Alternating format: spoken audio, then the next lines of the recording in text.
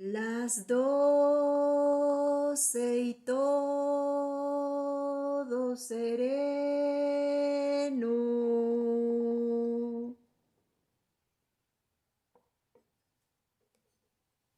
A mediados del siglo XVI,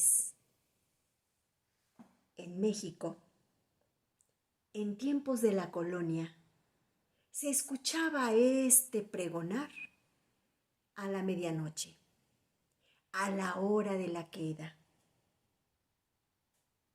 La gente sabía que en esos momentos todo estaba en tranquilidad. Sin embargo, algunas noches, sobre todo en noches de luna, no era ese grito el que se escuchaba, no. Se escuchaba algo así como: ¡ay, mis hijos!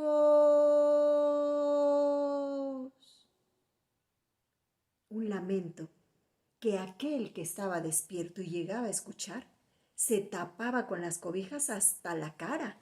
Otros tantos se santiguaban, otros pedían a Dios el perdón por lo que hubieran cometido.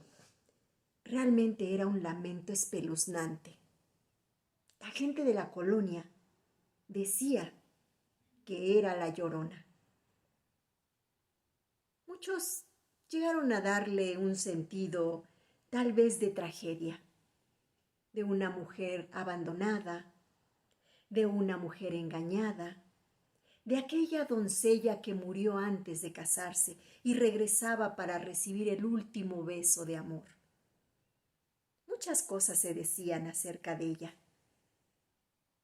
pero la verdad es que mucho antes de la colonia, mucho antes de la llegada de los españoles a América, se escuchaba un lamento un tanto diferente. El mensaje era distinto. Sonaba algo así como: ¡oh, hijos míos! ¿A dónde os llevaré para evitar su destino? Era la diosa Cihuacóatl, la diosa de todos los dioses, la diosa de la fecundidad, la amada diosa de nuestra raza, que sabía perfectamente lo que a poco sucedería a su gente: la llegada de los españoles, la conquista. Eso pasó ya hace tanto tiempo. Sin embargo, la Llorona sigue vigente. Se dice más o menos que por los años 50 se seguía escuchando este lamento, el lamento de la Llorona, que en Xochimilco se le conocía así. Y es que dicen que regularmente se aparecía a aquellos incautos que andaban muy tarde por las calles oscuras de Xochimilco, ya sea que venían de una juerga, ya sea que venían de ver a un amante. Finalmente se aparecía. Y es que cuentan que dos alegres compadres salían de una cantina, pero si bien contentos, abrazados uno del otro para darse equilibrio. Iban contándose las últimas cosas del día, tambaleándose para acá y para allá, cuando de pronto miraron pasar frente a ellos a una hermosa mujer, alta, delgada, con un velo que le cubría la cara y toda vestida de blanco, con un cabello negro que le caía por detrás, hermoso. Vaya, una mujer a esa hora, y además de mirada coqueta, los conquistó. Empezaron estos a seguirla y no se dieron cuenta que en el andar los sacó poco a poco del pueblo. En aquellos tiempos, la mayoría de los poblados alrededor tenían sembrados de milpa. y para allá se los llevó. Cuando se aseguró que estaba ya muy lejos con ellos, empezó a mirarlos nuevamente de forma coqueta, alentándolos a seguirla. Uno de ellos, el más atrevido, se acercó más y la tocó. Tocó su hombro, y en ese momento, aquella mujer hermosa volteó el rostro lentamente para dejarlo ver, descarnado, con los ojos hundidos. El hombre tuvo tal susto que cayó muerto. El otro que lo seguía pegó carrera hasta su casa. Llegó a tocar como si alguien lo fuera a matar. Cuando al fin le abrieron, entró corriendo hasta su recámara y se tiró ahí a llorar y a llorar. Contó esto muchas veces a todo aquel que lo quiso escuchar. Y al tercer día, murió. Ay, estas historias. Salías del templo un día, llorona, cuando al pasar yo te vi. Hermoso huipil llevabas, llorona, que la Virgen te creí. Pero no en todas partes se le conocía así, con ese nombre.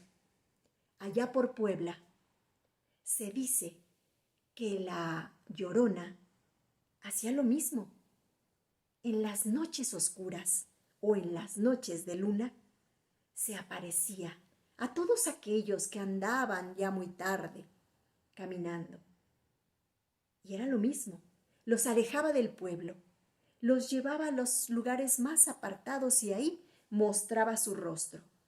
Sin embargo, la diferencia es que algunos que llegaron a mirarla se dieron cuenta que los pies de ésta no eran humanos. Uno era de pollo y el otro era de cabra. Tal vez por eso la llamaban la Andalona.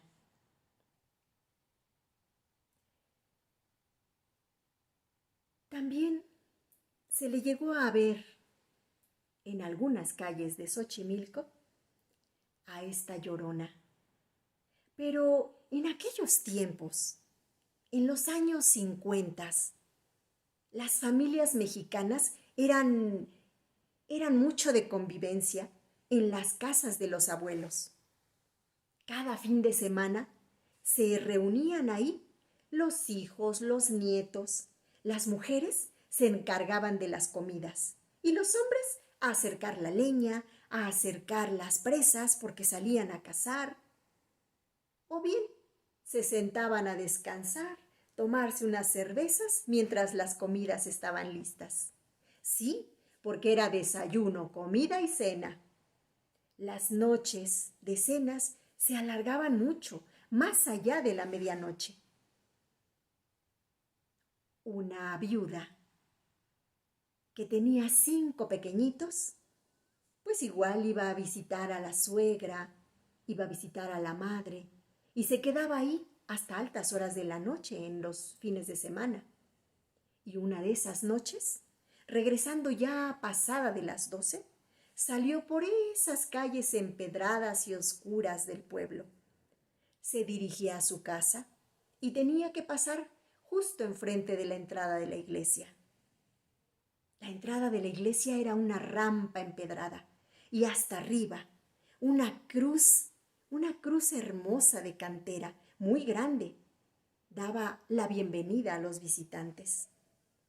Aquella viuda cada vez que pasaba por ahí se encomendaba a Dios mirando la cruz. Y esa noche no fue la excepción. Caminando como gallina con los niños atrás, caminó y miró hacia el frente la cruz. Mas ¿cuál ha sido su horrorosa sorpresa al ver a una mujer vestida de blanco con un velo que le cubría la cara deslizarse desde la cruz como volando en el aire, lentamente, en silencio. El ambiente se volvió frío. La viuda, asustada, gritó a sus hijos que corrieran.